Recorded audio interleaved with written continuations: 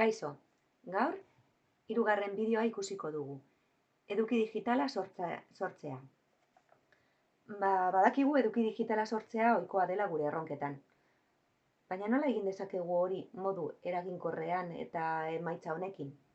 Bideo honekin ikusiko dugu nola erabili adimen artifizialeko tresnak eduki mota desberdinak modu eraginkorrean eta emaitza honekin sortzeko. Zer egiten du adimen artifizialak edukia sortzeko? Adimen artifizialak tresnek aurretiazko datuak, ereduak eta adibideak aztertzen dituzte. Jarraibide espezifikoetan oinarritutako eduki berria sortzeko. Haren funtzionamendua honetan oinarritzen da. Hizkuntza naturalaren prozesamendua. Testu koherenteak eta ondo egitaratuak sortzeko aukera ematen du. Gero, irudiak sortzea. Irudi realistak edo artistikoak sortzen ditu testu deskribapenetatik abiatuta. Eta azkenik, testua bideo bihurtzea. Bideoak sortzen ditu idatzizko gidoietan oinarrituta. Eta gero, edizio eta hobekuntza automatikoa. Kalitatea duitzen du, akatsak zuzentzen ditu eta hobekuntzak iradokitzen ditu testu, irudi eta bideoetan. Nola komunikatzen gara adimen artifizialarekin? Hau oso importantea da. Adimen artifizialarekin emaitza onak lortzeko garrantzitsua da harekin ondo komunikatzea eta jarraibideak nola eman jakitea, hori derrigorrezkoa da. Prompt delakoaren bidez egiten dugu. Hau da, adimen artifizialari edukia sortzeko ematen diogun jarraibidearen bidez. Funtsezkoa da argia eta zehatza izatea. Gure arrakastaren zati bat horren mende dago. Nola idatzi prompt on bat? Modu errez eta argian. Espezifikoa izan behar badu ere, ez du zertan luzea eta konplexua izan. Sinpletasunak adimen artifizialak behar bezala interpretatzen laguntzen du. Orain bi adibide jarriko dizkizuet. Bata da, azaldu xehetasunez nola funtzionatzen duen okindegiko hartzidurak. Hau ez da batere ona, ze nahiko orokorra da. Ta bigarrena, laburbildu 4 esaldietan okindegiko hartzidura prozesua. Hau hobe dago. Naiz eta laburragoa izan, zehatzagoa da.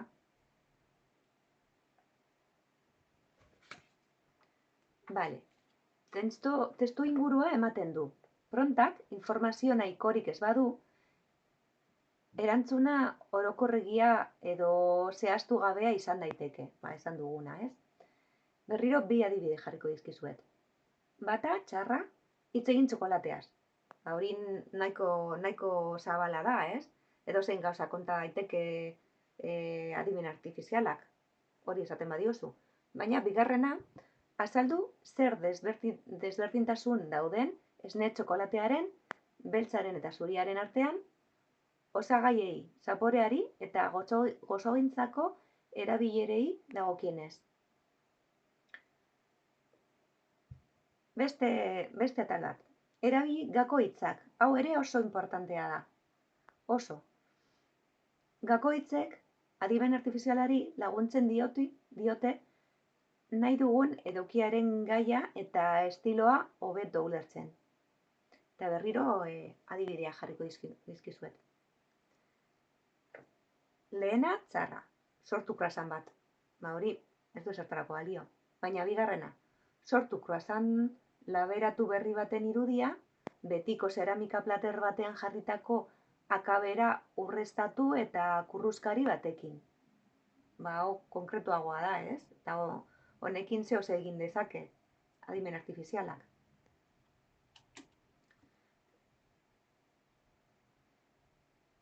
Bale, jarraituko dugu. Adimen artifizialarekin esperimentatzen eta elkar eragiten du. Lehenengo emaitza ez bada espero zenuena prompt birformulatu. Xehetasunak doitzeak aldea eragin dezake.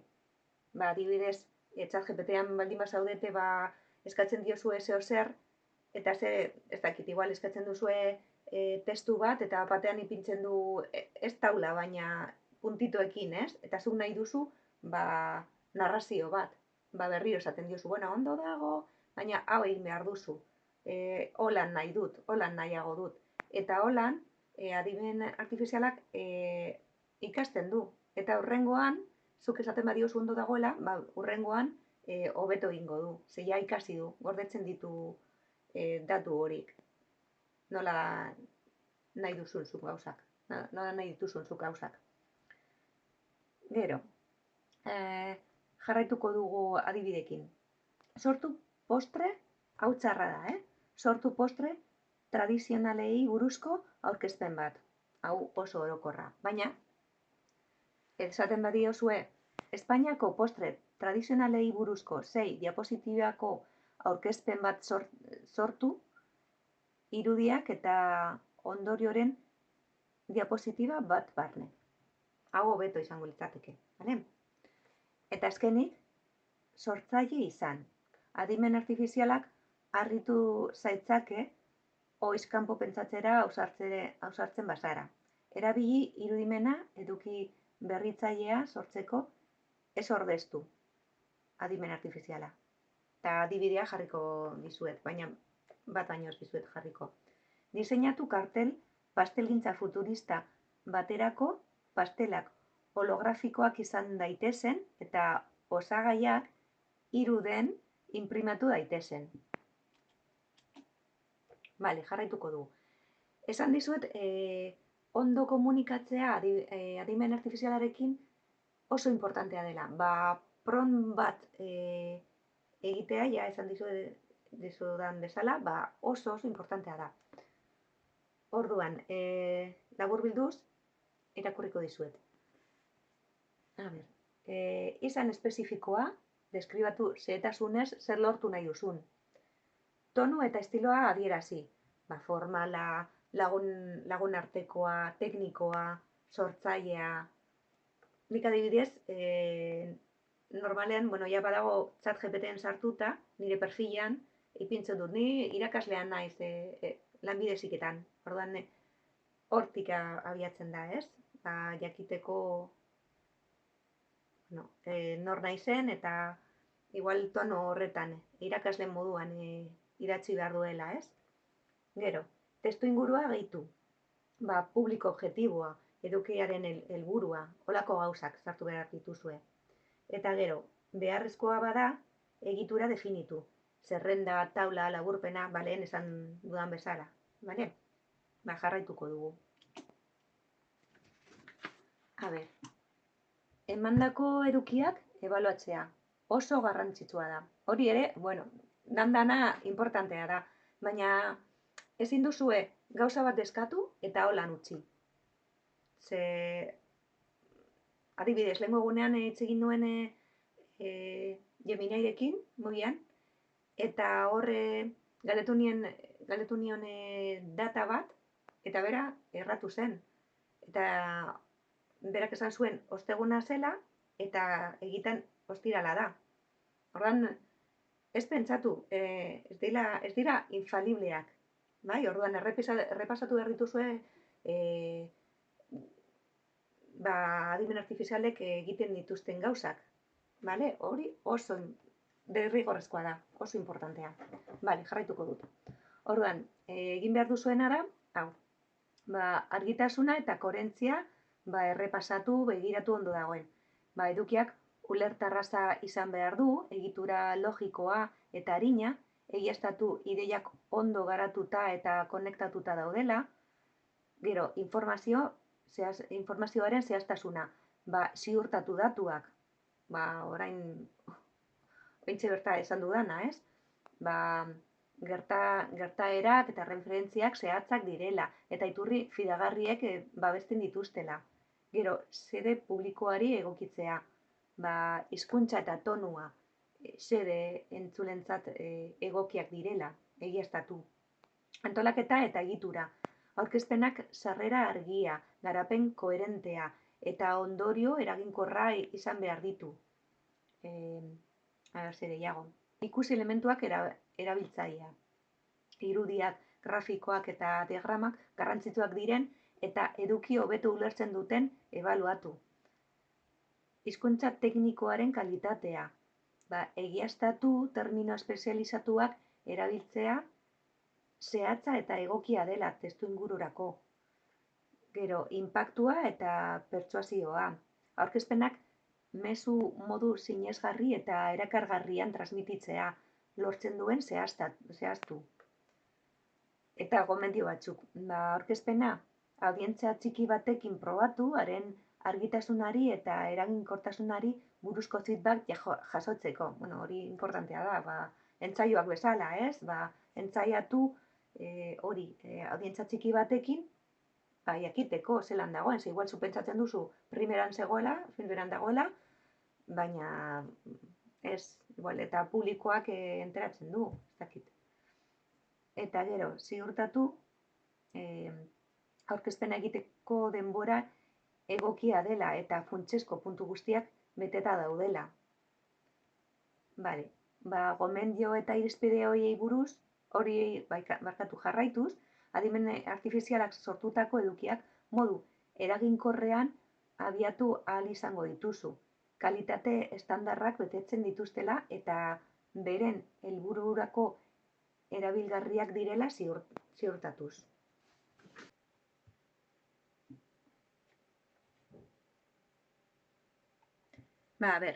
Prompt eduki motaren arabera definitzeko zerrenda. Adimen artifizialarekin hainbat formatutan emaitza onak lortzeko proiektuak argia, zehatza eta sortu nahi duzun eduki motara egokitua izan behar du. Hona hemen formatu bakoitzerako funtsezko elementu batzuk. Testua sortu nahi baduzue, testu mota begiratu behar duzue. Artikulua, laburpena, gidoia, ipuina, historia eta bar. Tonua eta estiloa, formala, lagunartekoa, limurtzailea, teknikoa, humorezkoa.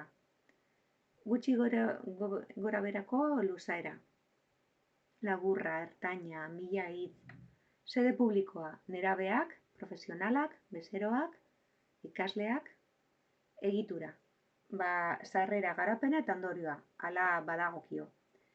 Adibide eta referentzia, estilo jakin bat jarraitzea nahi baduzue. Eta orain adibide bat esango dizuet. Pastelgintza modernoko joerei buruzko seireunitzeko artikulu bat idatzi. Divulgazio tonua erabiliz. Gozogintzako ikaslentzat. Joeren 3 adibide eta aholku praktikoen ondorio bat jaso behar ditu. Gero, irudiak sortu nahi badituzue, argazkiak, ilustrazioak, renderrak eta bar. Deskribapen zehatua.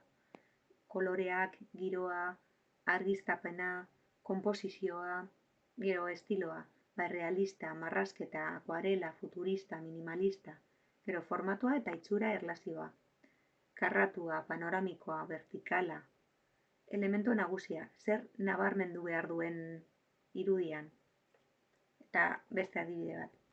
Irudia, akuarelean, txokolatezko tarta bat, lorez apaindua, egur errutikozko mahai baten gainean, argi naturalarekin eta ondo lausoarekin. Gero, aurkezpenak egin nahi badituzue, diapositibak, eskemak, Googleren aurkezpena, slide GPT, gaia eta egitura, sarrera, garapena eta ondorioa, lehen ere aipatu dugun bezala. Gero, diapositiba kopurua, gutxi gora berako kopurua nahi baduzu.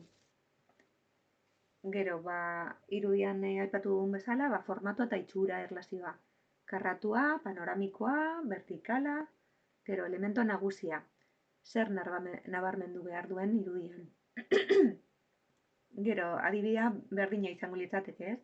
Irudia, akuarelean txokolatezko tarta bat, lorez apaindua, egur errutikozko mahai baten gainean, argi naturalarekin eta ondo lausoarekin. Eta azkenik bideoak. Bideoak, gidoiak, klipak, animazioak, formatua, gidoia, storyboarda, esenean deskribapena, gero iraupena, laburra, minutu baino gutxiago, ertaina, minutu, edo 5 minutu, edo luzeagoa. Estilo bizuala, biziduna, errealista, dokumentala, dinamikoa, sede publikoa, haurrak, ikasleak, profesionalak, igual profesionalak izango balira, igual dokumentala erabiko genuke, ez? Baina igual haurrak baldin badira, marrazki bizidunak edo olako gauza bat, ez?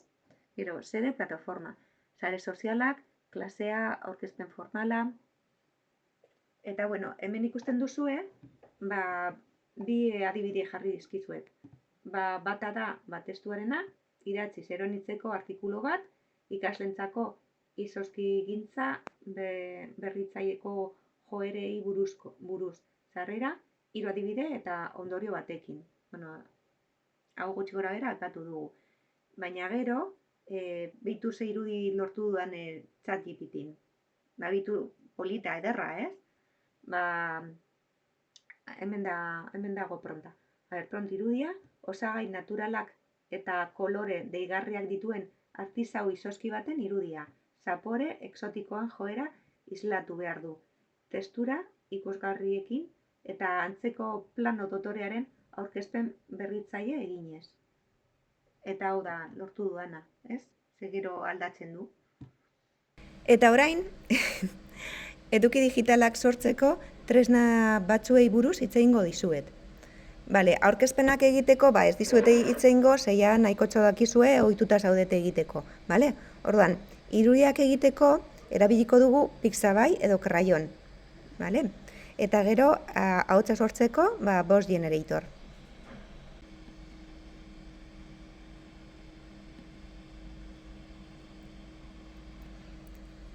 Hau da Pixabay. Orain irakurriko dizuet gutxi gora bera zertan datzan, Lineako plataforma bat da, kalitate handiko irudi, bideo, ilustrazio eta musika bilduma zabala eskaintzen duena.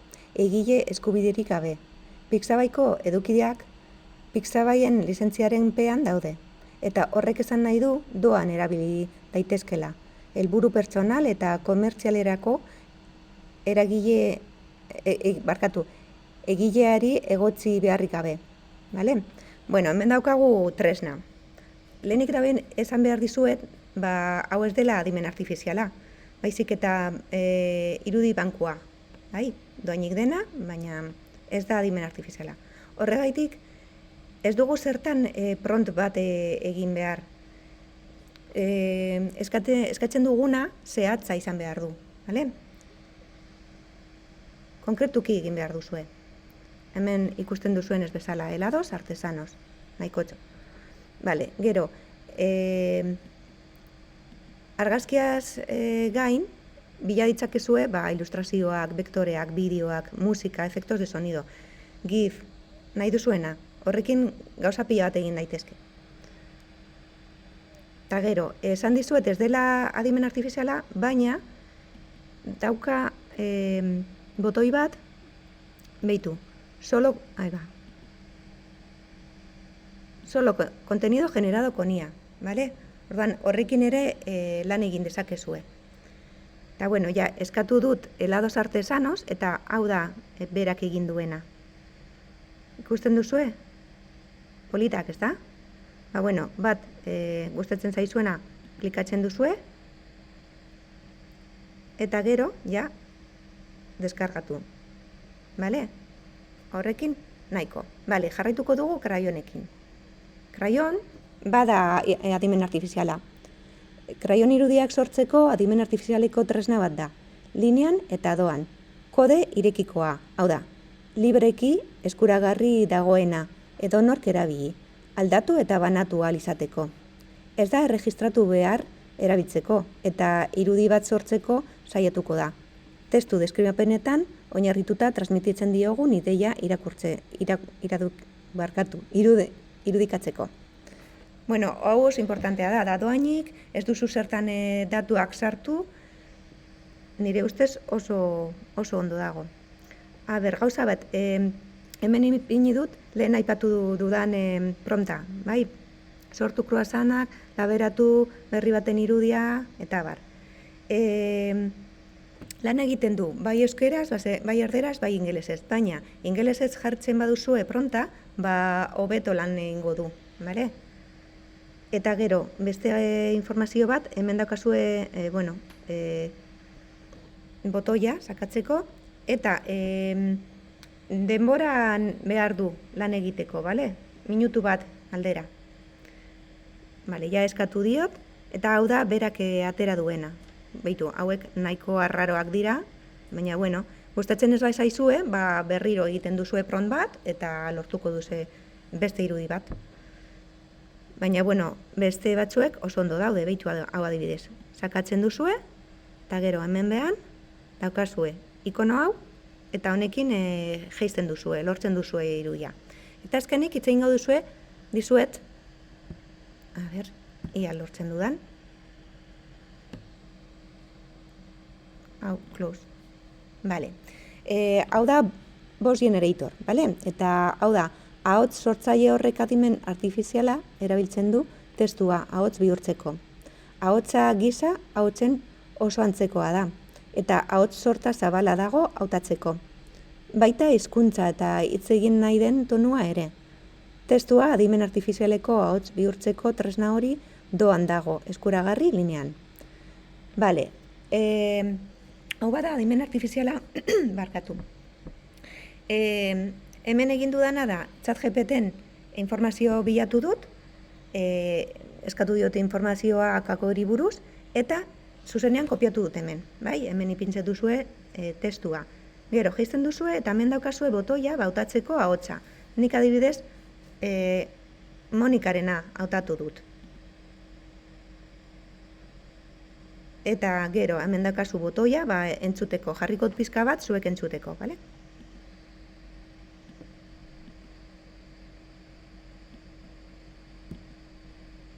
El cacao es la semilla del árbol Theobroma cacao, una planta tropical originaria de América Central y del Sur, y es la materia prima básica del chocolate.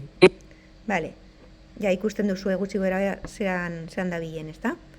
Vale, baina nik esango dizuet, nik topatu dut beste adimen artifizial bat, deitzen dena Noteblock LM, eta horrek lortzen du igual naturalagoa da, bale? Eta podcast egin ditzakezue bebai, bale? Frogatu hori bebai. Bale, eta eman dizuedan informazioarekin gauza bat egingo dugu, ariketa bat. Taldeka jarriko zarete hemen klasean, eta pentsatuko duzuet gai bat, eta horrekin ea zer lortzen duzuen, ze eduki digitala lortzen duzuen adimen artifizialekin, bale? Eskerrik asko bideoa ikusteagatik, eta hurrengora arte. Agur!